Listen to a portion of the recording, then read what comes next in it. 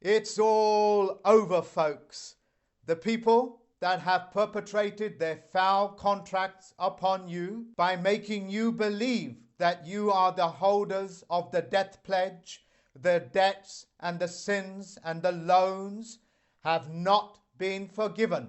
They were given an opportunity to come forth and explain themselves wholeheartedly to every part of our hemisphere, so they are not just simply speaking to one part of our hemisphere like the subconscious mind or the unconscious mind. They have to tell the truth, and they fail to tell the truth, the whole truth and nothing but the truth. The truth is always the same, ladies and gentlemen. It is the facts that needs to be conveyed. For those people that are not familiar with these terms, I will put these terms in the comments box. Like, for example, what does judiciary notice mean? It means that the facts are now entered into the courtroom. If the facts could never enter a courtroom on a geometric level playing field, there was never any case to answer. For those poor, misfortunate people, the individuals that have been reaped, harvested by these systems known as courts, as well as the churches, as well as the religious people out there. I'm now going to tell you the mechanism of how this happens. First of all, in order for any case to be opened, you need an informant. Take, for example, the Inland Revenue. When you fill out one of their forms voluntarily, what you are doing is informing on yourself. And when you hire an accountant or a chartered accountant, they are acting as informant. Can you imagine this? You pay them and then they inform upon you to make such a formation. And look up the words, ladies and gentlemen, look up that word. It means to inform a person that is performing a crime. That's what an informant is. Such foul practices is null and void. I have given every opportunity for the people that perpetrated such foul contracts, such foul agreements that would keep mankind enslaved. I've given them every opportunity to speak as congruently as they possibly can, so every man and woman on this planet knows what is happening. Since you have vacated even that position, the only language on this planet now that stands is the correct sentence structure, passe, syntax, grammar, communications flag. And here it stands. And this flag, once again, is still on the geometric level playing field, touching the earth, touching the sky, and the oceans upon it as well. Religious people, ladies and gentlemen, since we are in a period of faith, commonly known as Lent, I am now going to explain to the religious people of the world that have no faith, because religion, just like a receding airline or a receding gum, means no.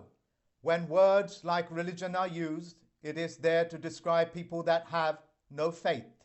Religion means quite literally no people, no legion. For these religious people have introduced foul practices onto this planet. For those religious people out there that have introduced some foul practice on this planet, like the mutilation of newborn babies, the male newborn babies.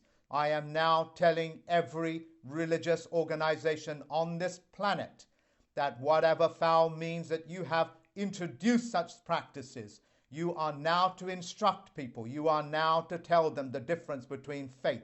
You are to reverse these types of mutilations, and you will start this now. Any lack on your part, any time lapse on your part in what I have said, and there will be no forgiveness. And you know, folks, people that have no forgiveness can never enter any pledge. They can never enter any contract with any agreement. They have no standing. And for the people that have faith, you must be able to see the facts for the facts. You must, in your whole of your heart, know that such practices are not acceptable. You know that the baby is in agony. When you look upon that baby's face and you are doing what you are doing to that baby, the baby thinks that you are mutilating and you are smiling and laughing at, joking at the agony of this baby.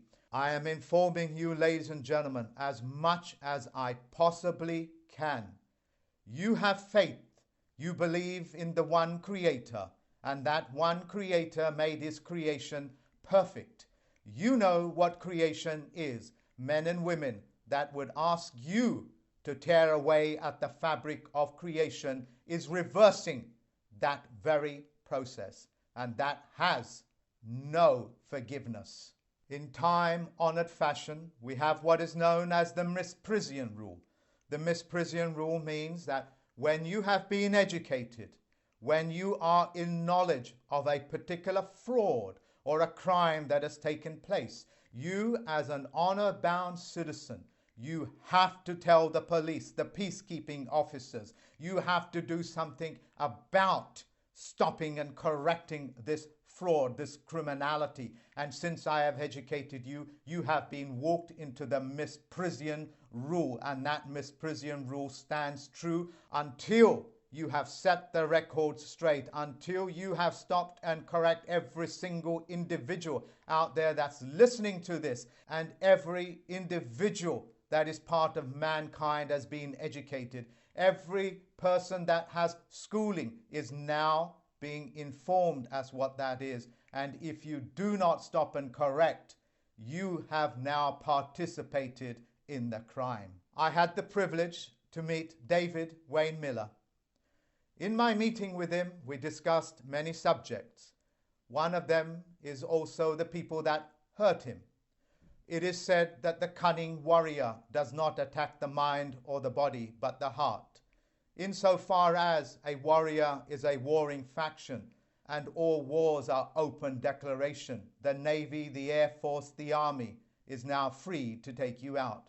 Those individuals that hurt him, you have not been forgiven, and you will answer to what you have done. And of course, that's already on the public record. On a personal note, I had the pleasure, and still have the pleasure, of teaching thousands of people. It now stands at several million people, directly, indirectly. Directly, it's at thousands, and I'm so very proud of it. And in those moments, I have picked up some infiltrators, those people that would disturb this process, thwart this process, so mankind does not benefit and become the beneficiary of this knowledge. For those people, forgiveness is not given because you have not asked for forgiveness. And for the thousands of people that I have taught, only a few were bad eggs. Only a few were thieves. Only a few stole and kept on stealing. And I kept on forgiving. Why? Because I did not know any better. And David did not know any better until he realized what was going on. And his instructions to me were very clear. Stop the world of fiction. Stop the world of lies. So nobody, not nobody, can be disadvantaged, and people cannot be programmed into constantly sacrificing themselves. And I released some of their names on the Name and Shame, the video of which, the link of which is in the comments box. You are told to look at it because you need to look out for these people. These people have spent their times infiltrating, stealing the works that you have done, like the corporations, like the governments. They are no different from these individuals that practice such foul means because they cannot produce anything themselves. They have no creativity. For the people and the groups that have manipulated me into the position that I am at the moment, for that I thank you. Just as a surgeon that would manipulate your broken bones into place, I understand what you have done for me, and I wholeheartedly thank you for it. For the individuals that make false claims, for those people that bear false witnesses, let me give you the universal principles. He who makes the statement must qualify his statement with evidence and proof. He who makes an accusation must show evidence for their accusation, otherwise it's called slander. For he who makes a claim must show proof of the claim. Without these things, there is no claim. There is no accusation. There is no statement. It is unfortunate that so many of the things that I am saying are in their negative state of condition. The no-nos, the don'ts, and so on and so forth. But most people of the planet are not aware of what a positive contract is or what a positive performance is. So I am doing my best in the words that you speak to communicate with you and to be congruent as possible. I would love to give this to you in a positive performance, but of course it will just wash over you, just as the corona effect is washing over you. One of my students sent me a Netflix link where they talk about the coronavirus in China, and it's a soap opera that is made in 2018. Then, of course, you have Bill Gates Foundation that talks about the scenario, what will happen when the coronavirus takes over the world, what the economic effects will be, and it is an economic effect. The links of which are at the comments box. And you can see these things. They were predicted and they were rolled out well before you even heard of the word corona. To further your education on what the 90-day rule is, do you remember when the Chad elections took place and they said we was unsure how much votes there are, and they kept on counting those votes for 90 days. They were waiting. They were waiting for the United States corporation to come into existence, because after 90 days it goes into law. Do you remember before the times of geoengineering by aeroplanes, what you call chemtrails? They banned flights over land, and they waited 90 days, and after 90 days those aeroplanes left trails of smoke, what they called aerosol, and they never diminished. They just grew in length, height, and depth. These laws come into effect after 90 days. Do you remember when Parliament or the Senate used to pass a law? They had to wait. They had to wait 90 days before it went into law. But of course, when they took up that corporate instrument known as a vote, what happened? And since a corporate instrument can make laws and break laws any time they want, what's known as bylaws, they can get away with anything that they think they can, but not anymore. Forgiveness has not been extended. The difference between electing and voting is the difference between the electoral college that elect your so-called presidents for you to now vote as a corporate instrument. Hoodwinked, ladies and gentlemen, hoodwinked and hoodwinked. Such foul practices vacate their position. So many of you out there know about the all capitals name. You know when your name is written in all capitals, that's called the all caps name. That means you have been decapitated, you have lost your head. That's what the word capital means. It doesn't mean money. It means to use your head. And since they are so greedy, I now have physical evidence of their fraud. And since I'm a plenipotentiary judge and a chief federal postal court judge, it's my duty to stop and correct. Listen very carefully. I'm about to tell you how the banking and the treasury work hand in hand. When you, as an ordinary man and woman, go into a bank thinking that you are asking for the loan or a mortgage, you are actually giving them permission by autographing that name or putting a signature on it for the bank to act as the middleman, to go into the treasury and to take out real money, what they call creators' money, God's money, gold, and so on and so forth, and put that money into their banking system. And there they will fractionalize it. They will fractionalize it, and then they will give you that fractionalized money into your bank account as a fraction account. And before 3 days is over, they will take that actual real money that is backed by gold and they will put it back into the treasury. Now they have washed their hands of that money and they have given you fiction money. And since they have washed their hands of that money, the real money that you think you are getting to buy your house or a car or a loan or a student loan, that money has already been given back to the treasury. Since it's been given back to the treasury already, it doesn't exist. The contract is null and void. since most of them have not signed the document itself. They have no binding agreement with you.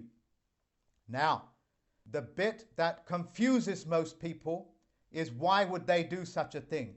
Well, the treasury is made up of men and women that have real gold and silver. Since the treasury is in possession of real money, they can lend out real money and not fractionalize it, but they give it to the bank and the bank fractionalize it. However, the bank cannot do such things unless it has a contract with the treasury itself.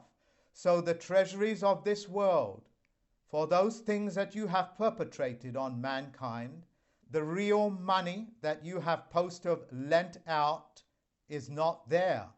The citizens of this world, this planet, this earth, make it very clear you are not forgiven. And the gold, the treasury, is the property of the people itself, because they are the grantors. It is a violation of the volition of one's thinking to be hoodwinked.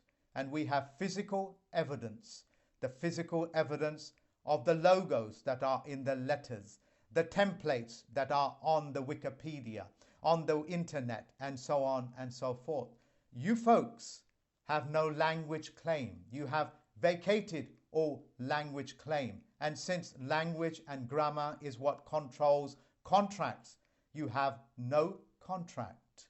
The only correct contracts on this planet is the correct sentence structure, parsing, syntax, grammar. A language that can be read left to right, right to left, jumbled up, and it still will say the same thing. Just like a mathematical calculation, it is self-correcting. When I served the basilicas, Notre Dame mysteriously set itself on fire, and there the fire raged non-stop for 3 days, gutting out that basilica. Ladies and gentlemen, the basilicas of the world are banks practicing money lending. Do you remember what Jesus did to the money lenders in that synagogue, in that basilica? Do you remember? When something burns for 3 days, it is called a phoenix act. This means the phoenix is setting itself on fire, and from its ashes it will recreate itself. It's a mythological bird, and any shield or any symbols that have mythological animals is called a fiction. I'm making this very clear. The 3-day Rescissions Act, albeit the Phoenix Act, the 14-day answer back claim, the 21 days, the 45 days, the 90 days that make things come into law, and the 1 year, 1 day is the property of men and women. Facts, not the world of fiction. You cannot perform the Phoenix Act. You cannot travel in any one of these conduits. These conduits are for 3-dimensional beings moving from one point to another, like letters, like human beings, like correspondence, like 3-dimensional prints on paper, like an autograph, and they are not the property, nor can they ever be used by fiction. Shadows in this world is a fiction. Everything, ladies and gentlemen, in a 3-dimensional world will cast a shadow. Such a shadow is known as death. And this is what they have walked themselves into, their own death pledges. In the early days, ladies and gentlemen, before I decided to set myself free, as it were, mentally, of course, I had to overcome what is known as the mechanism of fear. When a person overcomes their fear, like the fear that a person has of a letter coming through the letterbox, asking for this and asking for that, court summonses, and all of those things that make a person ill. I had to go through all of that and overcome my fear. When you are in a state of fear, what happens is that most of your brain functions shut down. Like the subconscious mind and the unconscious mind that is responsible for 99.99% of what you are, you will lose that part of that higher brain functioning. Your subconscious mind, which allows you to speak, walk, talk, balance, write things, sing, dance, be jolly, is taken away from you. Because the courts and the governments and the debt collectors and the people that create these fraudulent documents, the principalities, put those fears in you to be able to shut down those higher functioning parts of your brain. When, ladies and gentlemen, and I am making this very clear, you are all familiar with the movie Limitless. You are familiar with the movie Lucy. These are all nothing more than the placebos. The placebos are those transparent pills that you take, sugar pills. In the movie itself, it shows one characteristics in poetic, dramatic terms, which is when you take that pill, your fear leaves you. It's a placebo effect, ladies and gentlemen, because most of this is placebo. And here is that wonderful equation. For whoever said it, I thank them 1,000 times, and the millions of people that are hearing this will thank you for it. When you overcome fear, you become limitless.